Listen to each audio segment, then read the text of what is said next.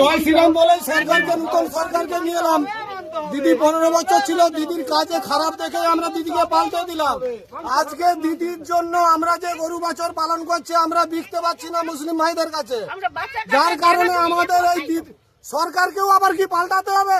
শুভেন্দু বাবুর কাছে অনুরোধ, আপনি অন্তত একটাবার মুখে বলুন এই কুরবানি কটা দিন অন্তত মুসলিম ভাইদেরকে আমাদের গরুগুলো বিক্রি করার জন্য পারমিশন দেন।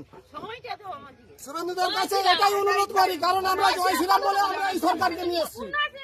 আজকে কি আমরা মরবো? আমাদের বিষ খাওয়া ছাড়া উপায় নেই।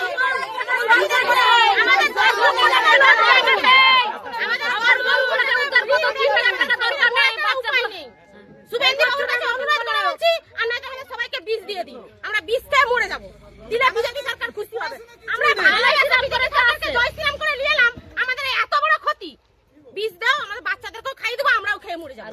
দিলে বিজেপি সরকার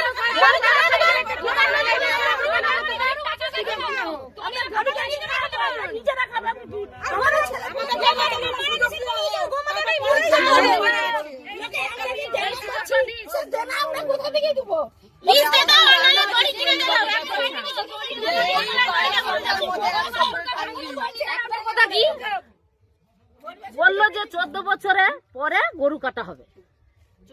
ঠিক আছে, আইন ঠিক, আইন সকল কাছে সমান। 14 বছর পরে গরু কাটা হবে, 14 বছর পরে মাকেও কাটা হোক। ঠিকই তো বলছে, গোমাতা তো মা। 14 বছর পরে মাকে কাটা হবে, গরুকে কাটা হবে, মাকেও কাটা হোক। 14 বছর হয়ে গেলে 14 বছর পরে